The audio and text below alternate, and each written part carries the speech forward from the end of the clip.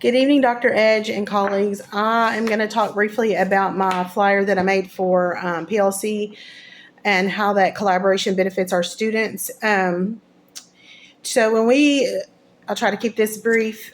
I have a ton of notes. I'm hoping I don't drag it out too long.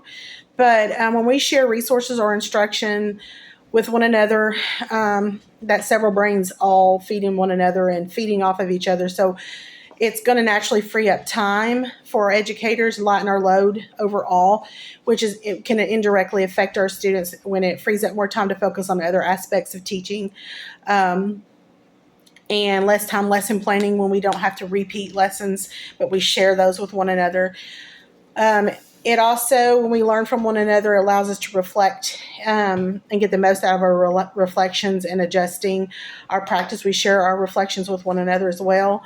And we have different backgrounds and different experiences, or just length of experience when we share those. And it helps us to fine tune our instruction and have a greater success at catering our methods of teaching to individual students and differentiating. When we share resources in specifically resources, a lot of times when we can be a part of the bigger collaboration groups, like maybe district-wide, we will be connected with emerging classroom tools sooner than we would if we're just on our own. And that will positively affect our students when they have, the latest technology advantages. In my pamphlet, I had focused on three aspects of teaching: reading, phonics, fluency, and vocabulary. I want to talk briefly how that will support our students' learning. In phonics, I talked about, connected it with the standard that talks about decoding multi-syllable words. And I offered the suggestion of doing segmenting and sorting syllables with the ice cream. So you have the cone and you have a 1 syllable, 2 syllable, 3 syllable words, however many syllables you want, and you match the ice cream scoops. That's something pretty basic, but that's just one activity where students, they could do it in a collaboration spirit or do it one-on-one. But when they're doing that together, when they are doing that, they're practicing while using academic language, such as words like segmenting, syllables, and blending. In my group today, I had my kids in yesterday practicing using the word segment and blending.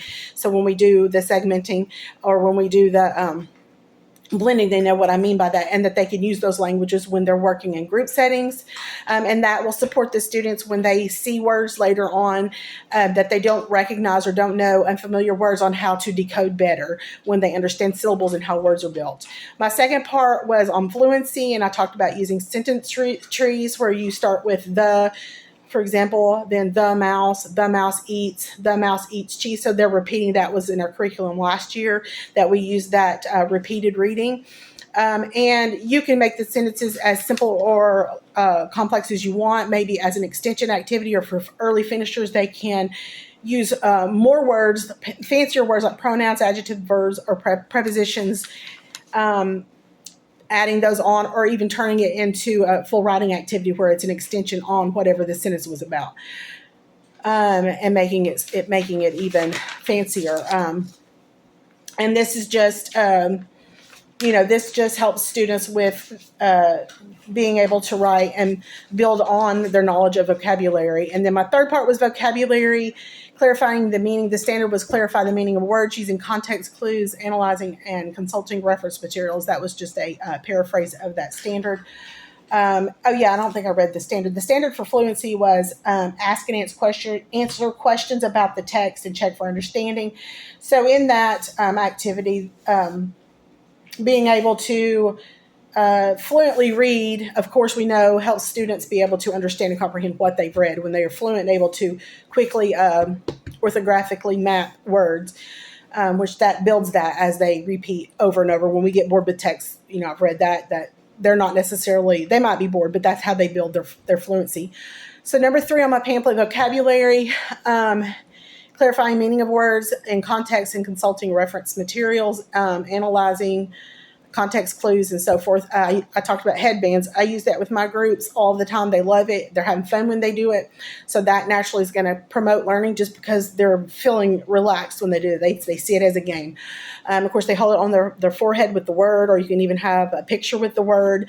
And it also shows you as sort of a way to informally test and see whether they actually know or understand the meaning of the word, if they're able to give a proper definition. And then you teach them words such as analyze, synonym for academic vocabulary, antonym, compare, contrast, describe, explain, or summarize. So when they are talking about, oh, I want a good synonym for this word is such and such, or a good antonym for this word is such and such, or I want to give you a description or explain or summarize what the word means. They learn how to use those words, so that's even further vocabulary that they learn as they play headbands.